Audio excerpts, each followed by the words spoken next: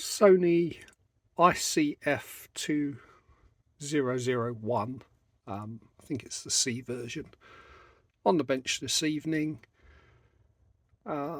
Came from a friend on social media. I think it was his father's radio, and it doesn't work. What we know, apparently at some point it had an upgrade for a narrower bandpass filter, and it's been sat for a while. Doesn't power up. So shortly before starting recording, I tested it.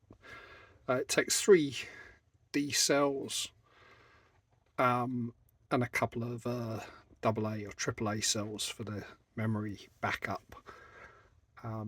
Absolutely nothing when you power it up. There's no sort of speaker crunch. There's nothing. There's no hiss. It's totally dead. So what can we do with it? So with the back off, or the front off in this case, as this is the front of the radio, there's about 6 screws to take out. It looks pretty clean inside, bit of dust and fluff, no obvious reworking I can see anywhere. Don't really like the idea that lifting the front up puts so much strain on these cables. They're sort of ribbon cables and just soldered to the board, so I might go through, check the connections on those, make sure nothing's gone adrift. Got it powered up from bench power supply, 4.5 volts, and the current consumption with the switch in the off position, it's drawing well, that's 1 milliamp full scale, so it's less than 0.05 milliamps. And if I turn the radio on, it goes up very, very slightly, but there's nothing much at all. And there's still no clicks or anything when you power the radio up. Apparently under the speaker, I've had a quick look at the schematic. There is this, which is a DC-DC converter, which is turning 4.5 volts into 9 volts. So it could be this is waiting for some sort of enable signal. It could be the switch is duff. Gonna have a probe around, see what I can find. So just checking some voltages. This is C80, so this is just before the input to the DC-DC converter. It's after a couple of transistors here and here.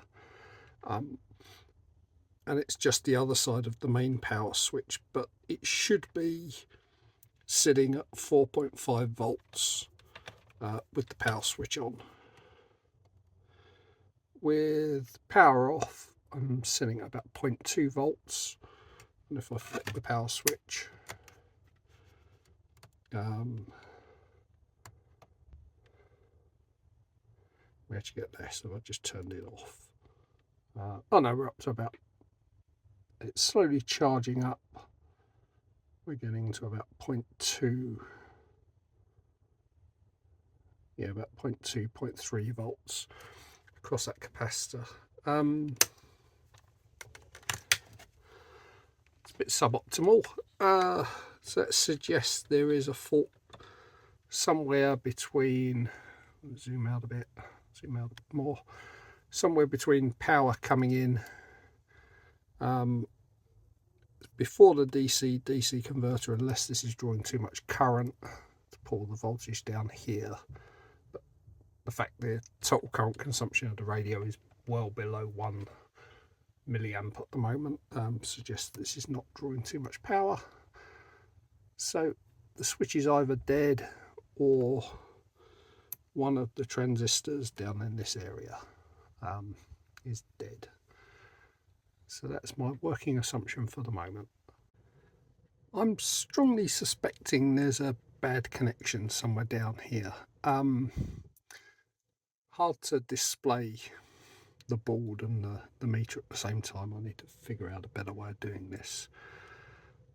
But so I've sprayed some deoxit down in the switch, worked that back and forth a few times. It doesn't make any significant difference. But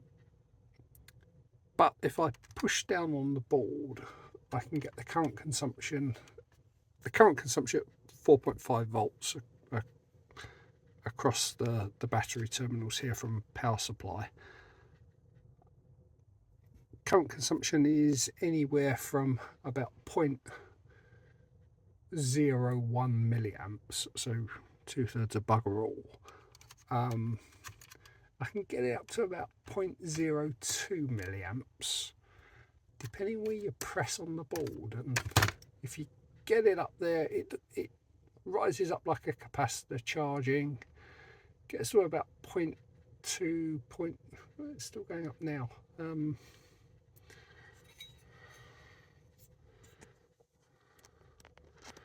Let's get the camera out. So that's the current consumption. So we're up about 0.03 milliamps. We're on the 0.1 milliamp full scale deflection. It's slowly going up, but it's not much. And well, in fact, if I just tap the board, it goes lower, and I can kind of switch it off entirely. I think there's a bad connection somewhere. That's my new thinking.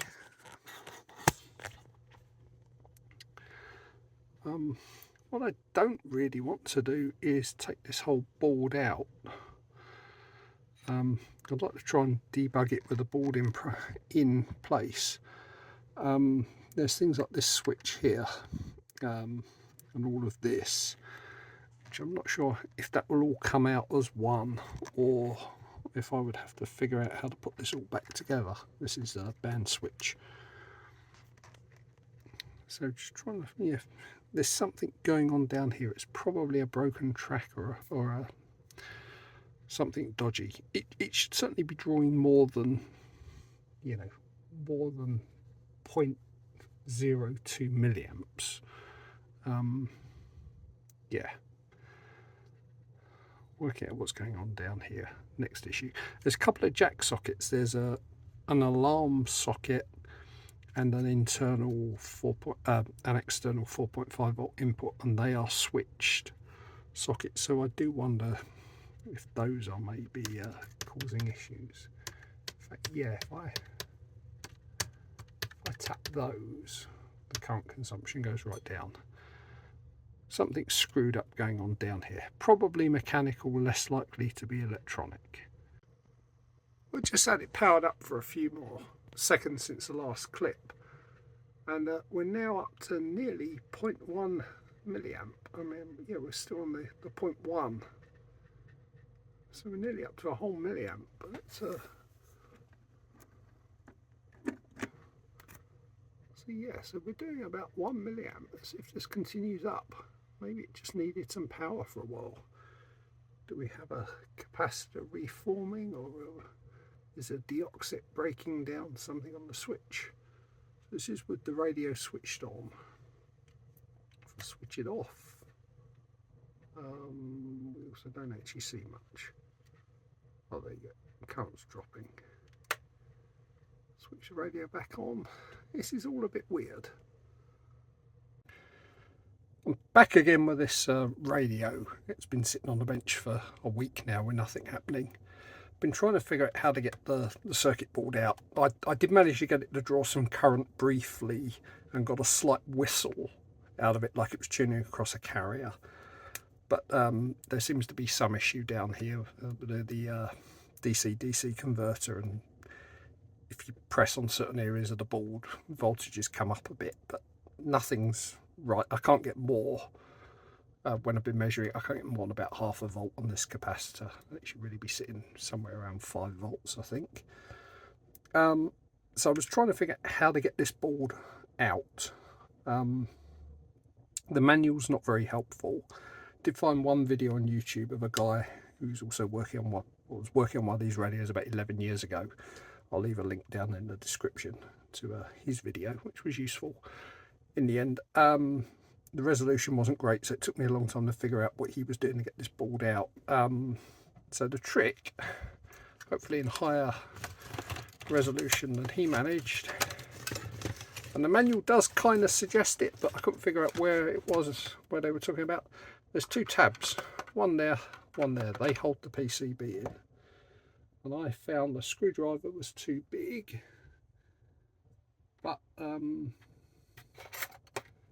dental pick, and I can't find the actual one I was using, will release the tabs. So you need to push down while pulling the board up.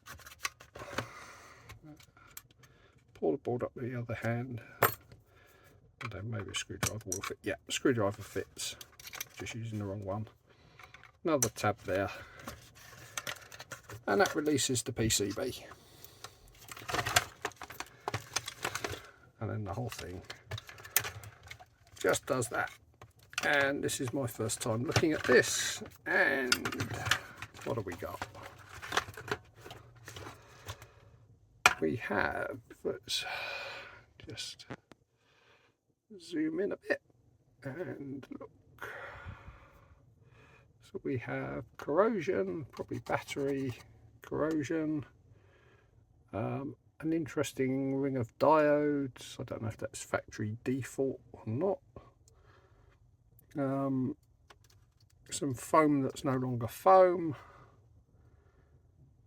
and let's just zoom back in the area where I was having the problems, the DC-DC converter, all of this. So I will start making some measurements and come back soon. Okay, back with this radio a bit soon. I thought I didn't even make any measurements. I just looked what this fuzzy patch is supposed to be. It's the backup battery negative contact. So there's a really bad way of doing it. These two pieces are sprung metal. Let's zoom in a bit. Are the battery contacts for the AA batteries, which are under here, and they just push into the PCB. They push in here and here, positive and negative. It's actually labelled. Not sure if you can see that from the light I'm using. This is the main positive contact for the battery, and the main negative one is up the other end. Yeah, there's no sort of soldered connection to the power supply. It's just relying on pressure from sprung bits of metal.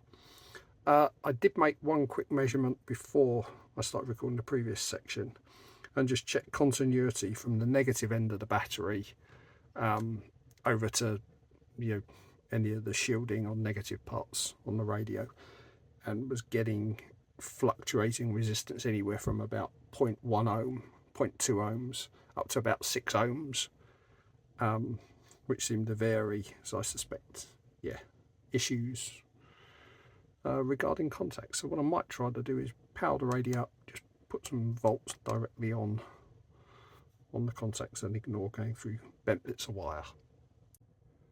Okay, I've got some power going to this radio now, or I will have when I switch it back on. One thing I have noticed, the power switch doesn't have a very positive action. It's just sort of flopping around in there. Find my dental pick, the one I was trying to find earlier. There's no sort of detent on this switch. It's just flopping. I'm not sure if that's meant to be like that, and the actual positive switch action's done the actual positive switch action is done mechanically, and it just an interfere fit with the lever on the switch. Okay, so with the radio off and 5 volts coming from the bench power supply, it's drawing no current. I switch it on. It's now taking about 240 milliamps, and there's a very, very faint hissing coming from the speaker, and nothing else.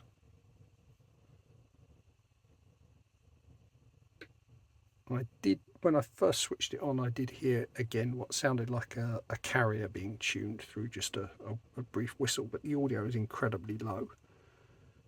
I'm not sure this is going to come through on this recording at all.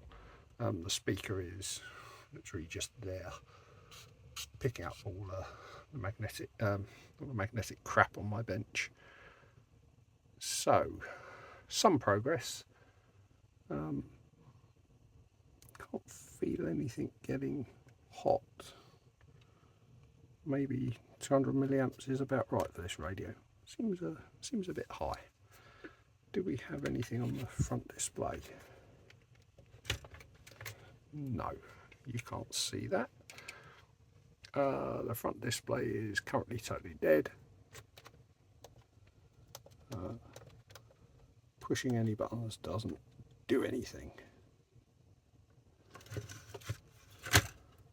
So there's more than one issue here.